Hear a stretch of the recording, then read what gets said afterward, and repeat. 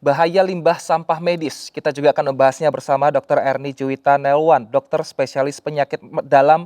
Selamat malam, Dr. Erni. Selamat malam, Mas Yuston. Baik, Dok. Kalau dari rumah sakit sendiri sebenarnya seperti apa pengelolaan limbah sampah medis, Dok? Baik, kalau di rumah sakit itu udah ada instansinya sendiri yang disebut sebagai instansi limbah.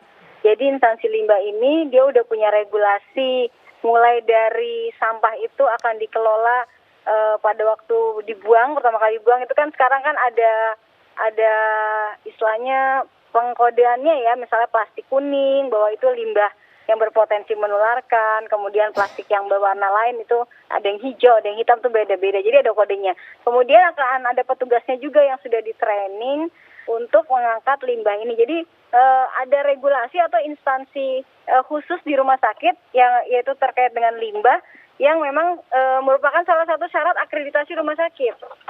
Baik, kalau lonjakan limbah medis sendiri selama pandemi dari Maret sampai sekarang seperti apa, Dok? Cukup tajamkah penanjakannya? Ya, saya sendiri tidak bekerja terkait dengan itu ya, tapi kan kalau kita lihat di mana, di tempat ya, misalnya di Bangsal yang khusus menata laksana COVID misalnya, itu kan kalau kasusnya makin banyak, maka jumlah tim yang terlibat juga akan semakin banyak, dan beberapa dari limbah ini kan tidak reusable gitu, tidak bisa digunakan lagi, jadi otomatis akan dibuang yang menjadi limbah, dan kemudian terus terang ya memang dengan kasat mata aja kita bisa lihat bahwa ini memang meningkat. Nah, permasalahannya saya nggak tahu apa ada regulasi terkait dengan bagaimana menyikapi hal ini. Kalau antisipasi kayaknya udah terlambat ya, karena kan udah terjadi gitu. Tapi apakah ada prosedur yang dibuat terkait dengan kondisi ini memang saya rasa perlu dan ya sangat-sangat penting gitu untuk dilakukan karena risiko pencemaran lingkungan. Baik, Dok, ada ditemukan kasus ada rekondisi untuk sarung tangan di Jawa Barat dan pemasarannya. Ini sudah sampai ke Jakarta dan Surabaya. Bagaimana tenaga medis menanggapi hal ini? Iya, jadi saya rasa sih kalau ini kan sebenarnya yang kayak gini-gini nih kita boleh katakan mungkin pengusaha yang nakal gitu ya. Saya rasa tidak hanya terkait tadi sarung tangan ya. Saya juga pernah dengar tapi mungkin tidak sampai masuk berita, beberapa rekan tuh mengatakan kalau buang masker tuh sebaiknya bener-bener buang sampai udah nggak bisa dipakai lagi karena takutnya ada indikasi ini digunakan oleh orang-orang yang tidak bertanggung jawab untuk di reuse gitu ya secara tidak memenuhi kaidah kesehatan dan diperjualbelikan lagi gitu. Jadi saya rasa sih hal-hal seperti ini kan memang satu bentuk ya, mohon maaf kalau saya akan mengatakan ini kejahatan ya yang harusnya ya kalau memang udah bisa ditangkap dengan ketahuan harus ada sanksi karena kan menyangkut keselamatan kesehatan banyak orang gitu. Sebenarnya seberapa berbahaya sih, Dok, jika kita menggunakan masker ataupun sarung tangan yang tadi yang sudah direkondisi, Dok? Ya, sekarang rekondisi itu banyak sekarang dikeluarkan oleh instansi yang dalam arti regulator gitu ya, kayak semacam WHO atau organisasi infeksi di dunia. Karena keterbatasan logistik, maka memang ada cara-cara yang memenuhi kaidah yang sesuai untuk melakukan reuse, menggunakan kembali gitu.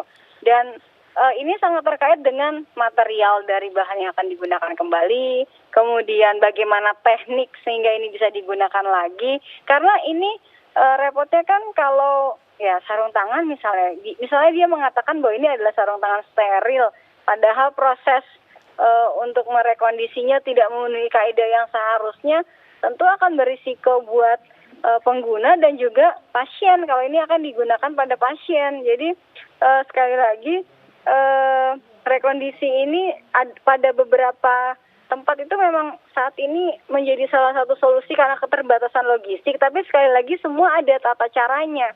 Jadi ada prosedurnya yang telah memenuhi kaidah yang harus diikuti, nggak boleh sembarangan. Jadi berbahaya karena kalau tercemar oleh material yang infeksius menularkan orang, maka semua rantai yang membawa bahan-bahan ini akan menjadi tercemar dan bisa ketularan penyakit apapun yang ada di dalam bahan-bahan tersebut, baik itu masker ataupun sarung tangan.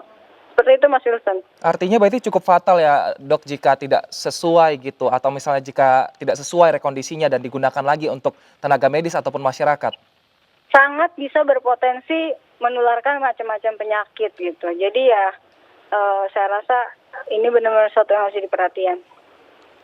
Baik, lalu saat ini, bagaimana, pihak tenaga medis, melihat informasi mengenai saat ini memang 3M sudah cukup ramai disosialisasikan, tapi bagaimana dengan pengelolaan sampah medis secara individu? Apakah dokter sudah melihatnya ada sosialisasi masif seperti itu, Dok?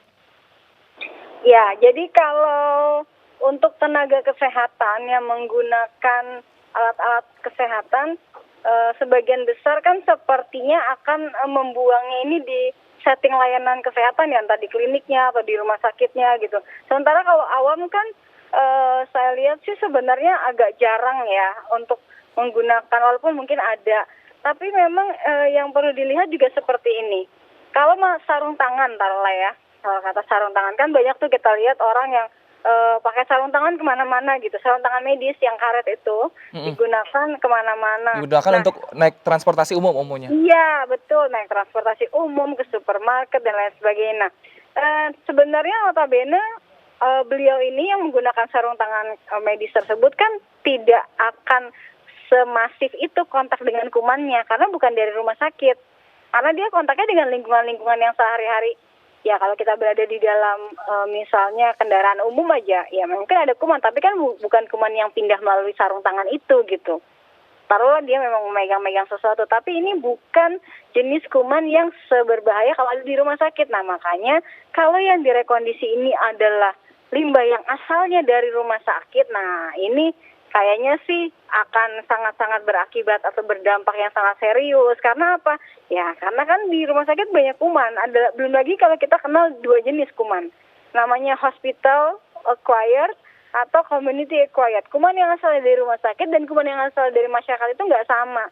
Yang dari rumah sakit cenderung lebih agresif, lebih sulit untuk diobati, dan jenisnya juga tertentu gitu. Nah, artinya kalau sampah atau limbah yang banyak ini lebih banyak akibat dari masyarakat yang ikut-ikutan menggunakan bahan-bahan kerjanya orang medis, ya saya nggak bilang ya udah nggak apa-apa, tidak, tapi memang akan berbeda dampak keberbahayaannya dibanding kalau ini adalah sampah medis yang direkondisi, sampah yang berasal dari rumah sakit. Tapi saya rasa kalau dari rumah sakit sih sudah ada instansi limbah yang sangat-sangat berperan ya, karena kan untuk akreditasi atau jalannya suatu rumah sakit ini juga termasuk yang dinilai, jadi harusnya tidak ada kebocoran dari situ. Baik. Nah, kalau untuk Semoga. individu sendiri, baiknya dokter tadi menyarankankah apakah memang masyarakat tidak perlu terlalu sering untuk menggunakan sarung tangan sekali pakai atau masker sekali pakai di masa pandemi ini atau seperti apa, Dok?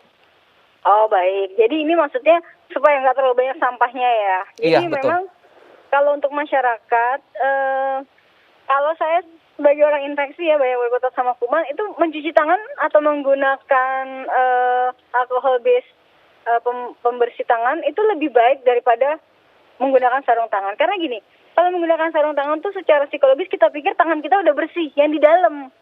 Tapi yang di luarnya itu kan sebenarnya yang bisa mindah-mindahin macam-macam kuman tuh yang di luar. Dan kita nggak akan sering-sering cuci tangan kalau pakai sarung tangan gitu.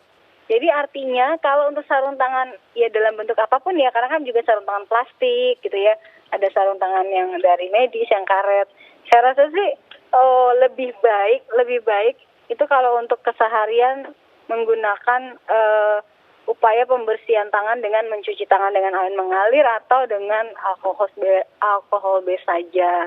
Nah, kalau masker ya mungkin bisa mengikuti kaidahnya ya, karena kan memang menggunakan masker ini tujuan yang terpentingnya adalah meminimalkan apa yang kita masukkan di saluran pernafasan kita gitu. Memang ada jenis-jenisnya, masker kain, masker medis. Kalau memang saya tidak mengatakan ya udah mendingan gak usah pakai masker, ya udah kalau nggak satu masker bisa buat 3 hari, tidak seperti itu. Tetap kaidah-kaidah penggunaan masker yang benar itu tetap harus diikuti. Nah sekarang bagaimana nih upaya bijaknya, karena saya tahu ada beberapa kelompok orang tuh yang maskernya tuh dia taruh di microwave atau dia setrika. Jadi dilapis, tapi tentu bukan masker yang basah dan udah rusak ya. Tapi masker yang masih bisa dipakai. Selama itu dia pakai sendiri gitu. Jadi dia gunakan untuk sendiri. Nah, yang seperti ini kan antara ideal dengan nggak ideal. Saya sih tidak terlalu menyarankan. Kalau memang bisa menggunakan masker kain yang bisa dicuci dengan material bahan kain yang sesuai, karena kan ada yang kayaknya terlalu berpori-pori gitu ya bahannya, sehingga tetap masih bisa terjadi keluar percikan-percikan pada saat berbicara ataupun bersin. Ini menjadi pilihan. Jadi menggunakan masker yang tidak kemudian menjadi limbah, rasanya sih saat ini harusnya udah lebih menjadi pilihan untuk individu dan masyarakat yang tidak bekerja dengan pasien yang sakit berat di rumah sakit. Nah, yang cukup membingungkan di sini dok, material kain yang sesuai. Apakah bisa dilihat secara kasat mata jika kain-kain yang di dalam masker yang dijual di masyarakat ini sesuai dengan standar, misalnya dengan minimal 2 lapis, lalu ada katun, itu bisa dilihat dengan kasat mata nggak dok? Sebenarnya kan udah banyak ya informasi-informasi, saya rasa sih udah banyak. Saya nggak terlalu hafal by heart, tapi ada jenis-jenis tertentu yang agak bolong-bolong itu loh, yang berpori. Nah, kalau ditanya kelihatan sih dari tipis tebalnya aja, itu udah yang paling sederhana. Jadi kan kita sebenarnya kan kalau yang tipis kita lebih nyaman kan, karena kita masih bisa kayak bernafas. Tapi ada juga cara yang beredar di media sosial di mana kita menggunakan masker lalu kita mencoba meniup korek seperti itu. Jika koreknya tidak mati, artinya masker ini bisa menyaring droplet kita. Apakah ini cara yang benar dok untuk dilakukan mengecek masker yang kita gunakan baik atau tidak? Ya, saya rasa sih mungkin lebih baik melakukan, jadi Kementerian Kesehatan tuh mengeluarkan ini kan banyak flyer atau leaflet kesehatan. Nah, di situ pasti ada dari salah satu itu.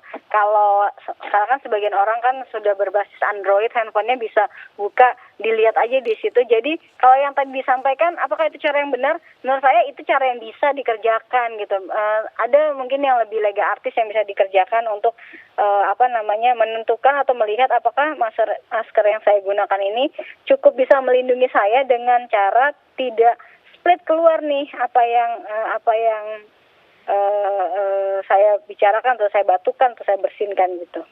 Baik, nah saat ini sebagai masyarakat awam dan juga mungkin masyarakat umum yang ingin berpartisipasi untuk mengurangi limbah medis. Kan mungkin kalau misalnya masyarakat secara umum mungkin masker agar menggunakan masker kain.